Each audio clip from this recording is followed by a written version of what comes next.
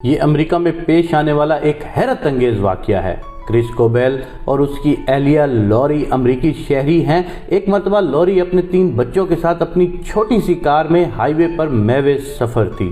2 بیٹیاں کائل اور ایما اور ایک بیٹا کائتی پچھلی سیٹ پر سو رہے تھے۔ پارک میں بچوں کو گھما کر کچھ شاپنگ کر کے ایک سگنل پر آ کر اسے رکنا پڑا۔ پیچھے سے ایک کنٹینر آیا جس میں 20 ٹن کا لوڈ تھا۔ رفتار 90 کلومیٹر، بریک نے کام نہیں کیا۔ اس نے لوری کی کار کا پچھلا حصہ کچل دیا۔ سب شدید زخمی ہو گئے۔ دونوں بچیوں نے تو موقع پر ہی دم توڑ دیا۔ بیٹا بھی چند روز ہسپتال میں رہ کر بہنوں کے پاس پہنچ گیا۔ اس حادثے میں لوری کو شدید چوٹیں آئیں اور کوما میں چلی گئی۔ جب لوری ہوش میں آئی تو اس نے سب سے پہلے اپنے بچوں کا پوچھا۔ شوہر نے اس کو خبر سنائی کہ تینوں کا انتقال ہو گیا ہے۔ اب کیا ہو سکتا تھا؟ دکھیاری ماں خون کے آنسو پی کر رہ گئی۔ کنٹینر کا ڈرائیور ایک ملٹی نیشنل کمپنی کا ملازم تھا۔ اس سے قبل 3 بار حد رفتار کے قوانین توڑ کر گرفتار ہو چکا تھا، لیکن ہر بار کمپنی کے تگڑے وکیل نے اسے بآسانی جیل سے چھڑا لیا تھا۔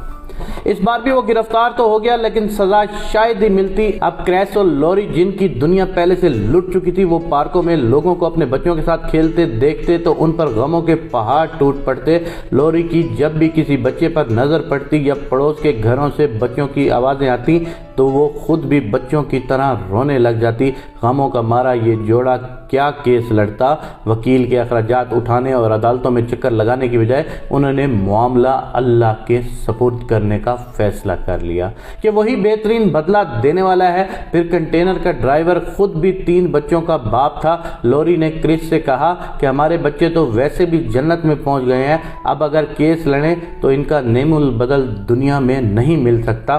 اگر یہ ڈرائیور بھی طویل عرصے کے لیے جیل چلا جائے تو اس کے بچوں کا کیا بنے گا؟ اس لیے اس کا جرم معاف کرتے ہیں، ہمیں اللہ پاک نعم البدل عطا فرمائے گا۔ کرس نے بیوی کی بات مان لی اور معاملہ رب کے حوالے کر کے خاموشی اختیار کر لی۔ ڈرائیور سے کوئی دیت اور خون بہا بھی نہیں لیا۔ وہ رہا ہو کر گھر چلا گیا۔ یہ سب کچھ دنیا کی عدالت میں ہو رہا تھا۔